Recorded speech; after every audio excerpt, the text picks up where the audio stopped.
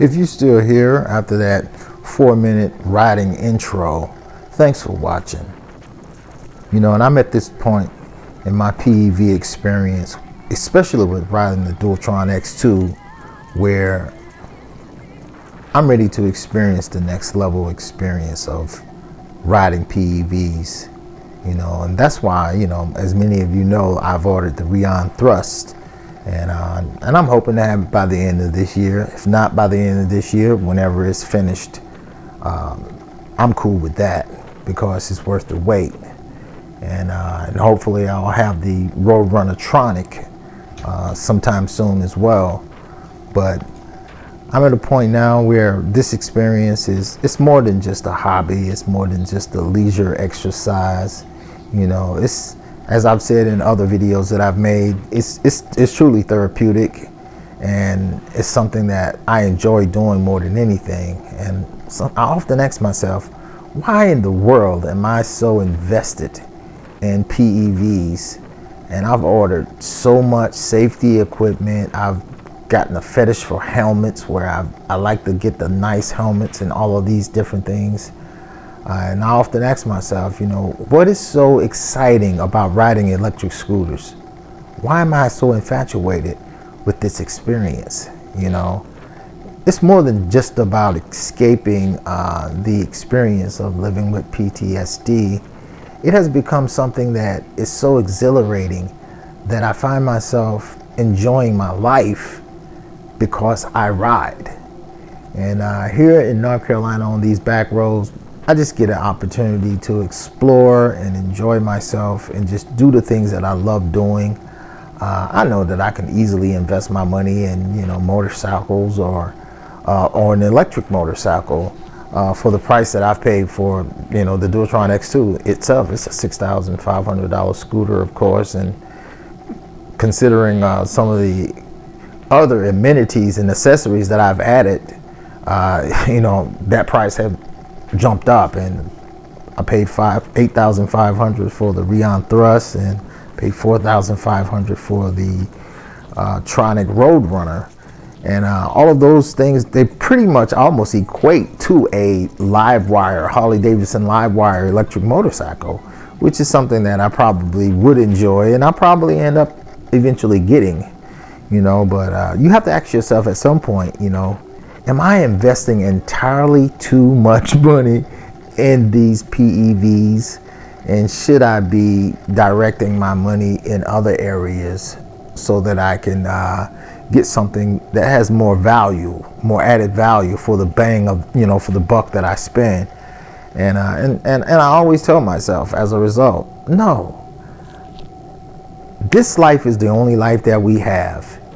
And my recommendation to anyone is to live your life to the fullest and enjoy your life, the life that you have, and don't make excuses for enjoying the things that make you happy.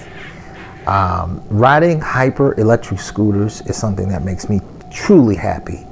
When I get out and I explore the back roads here in North Carolina, you know, it's a freedom that I can't explain in words. And you know, I'm not an expert or professional video person that does all of these amazing things with the videos that you see some of these other influencers doing.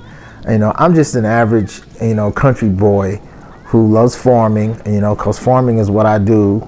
You know, I do a lot of farming to afford the, you know, the scooters that I buy. And sometimes I often take on extra jobs just to, you know, just to earn a little extra bucks so that I can buy the, you know, PEVs that I want to buy. And one thing that I'm very particular about doing is not, you know, overspending on the PEVs that I buy to the point where I'm sacrificing monies that need to go towards my utilities and different things for my basic means of living. But all in all, I ask myself, once again, I ask that question, you know, what is so exciting about this? I mean, look at the open blue skies, you know, the country black roads, the scenery. And I'm riding on an electric vehicle that doesn't require me to go by a gas station and put gas in it. I'm totally in tune with nature and everything around me. I'm enjoying the beauty of the scenery. Man, these are things that are priceless. And with the way the world is today, you know, there's so many things that we have to just stop for a moment and take stock in. And that's particularly the things that there are to enjoy about life. And that's what my electric scooter experience does for me. Whenever I'm out, you know, it's like I'm in a whole new world, all on its own, and you know, and it compares to nothing else in this life, you know. And now I'm at that point in my, you know, my electric scooter evolution where, you know, I'm ready to branch out and experience more quality build electric scooters, and you know, and just see what's on the market that I really truly enjoy. But honestly, you know, I think the Rion Thrust, it is the top tier, you know, electric scooter experience that will pretty much finalize my journey in buying electric scooters. You know, I have other scooters in my, you know, in my rear view that I'm looking at as potential scooters that I might end up investing in, you know, like the Hunter Quad or you know, or maybe possibly one of the Weped lines. I wouldn't throw that out the window. And you know, and the market today, you know, it's become kind of nasty, you know, where you got all of these different brands, and on social media platforms, everybody, you know, want to pit one brand against another brand, and they want to put one down in favor of another, and they want to throw shade and have hate towards, you know, one brand over another.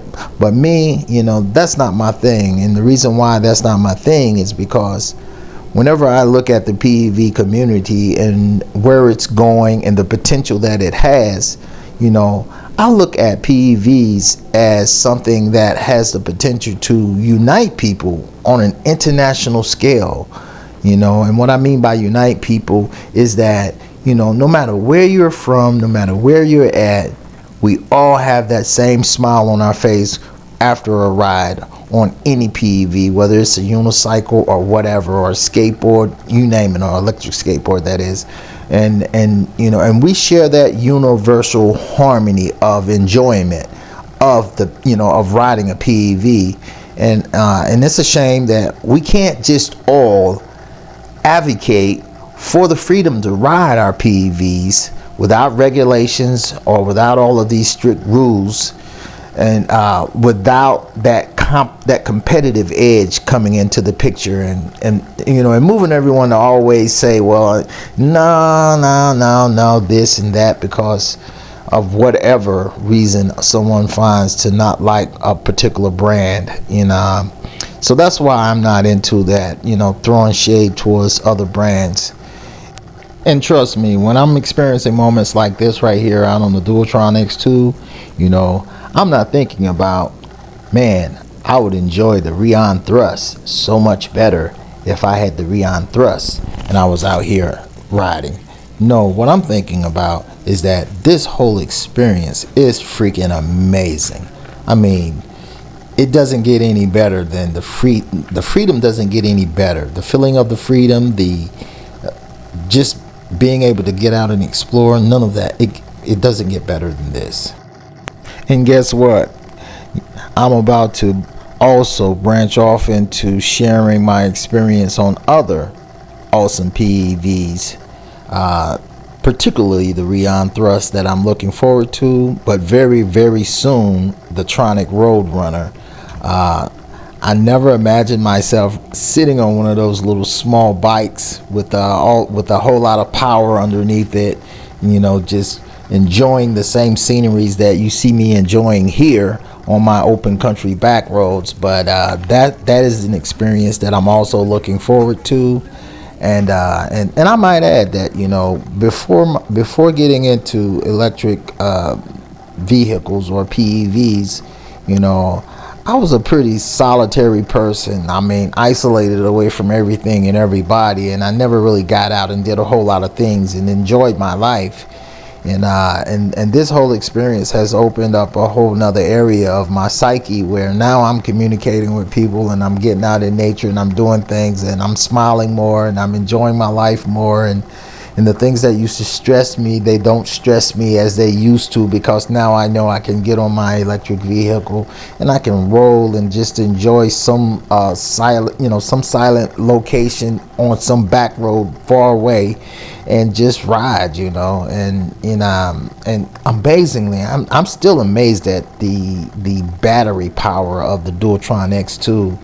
This thing continues to amaze me, and I know that there's other scooters on the market with bigger batteries than the Dualtron X2, and I have the X2. I don't have the X2 up, so I have the initial one that came out with the 40 amp hour battery, and so knowing that there's even more opportunities out there for longer range rides, like especially with the 100 quad. I keep saying 100 quad because I am so impressed by the rugged build, the dual motors in the front and in the back. All of those things are exciting to me, because it makes for a long distance ride that I'm pretty sure would be pleasurable, and I don't always ride super fast. Sometimes I just cruise at around about 45 miles per hour, and I don't have any problems with traffic congestion or anything like that behind me. But one thing that I do with the Dualtron X2 is that whenever I'm in an area where there's congested traffic, I ride at the speed of traffic. And it's awesome to be able to have a scooter with that amount of power, where I can actually ride 55 miles per hour if I need to ride 55 miles per hour for a nice stretch without completely draining my battery real quickly.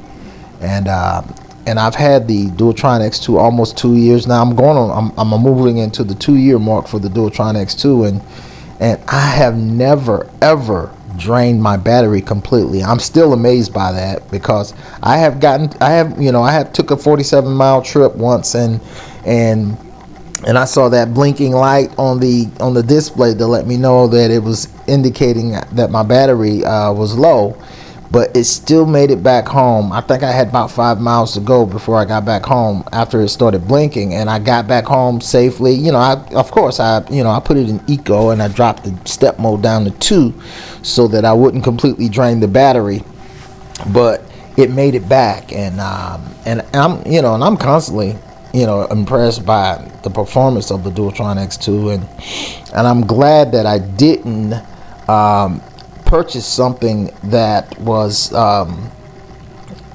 did not have the same power output potential as the Dualtron X2.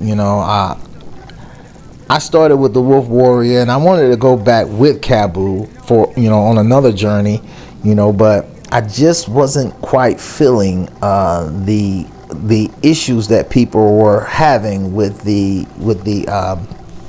GT, and then there were electronic issues that I was noticing, where you could have the scooter turned off, and I saw a few videos of people, even with the scooter turned off, they pressed the throttle and the scooter still had power or some other malfunction.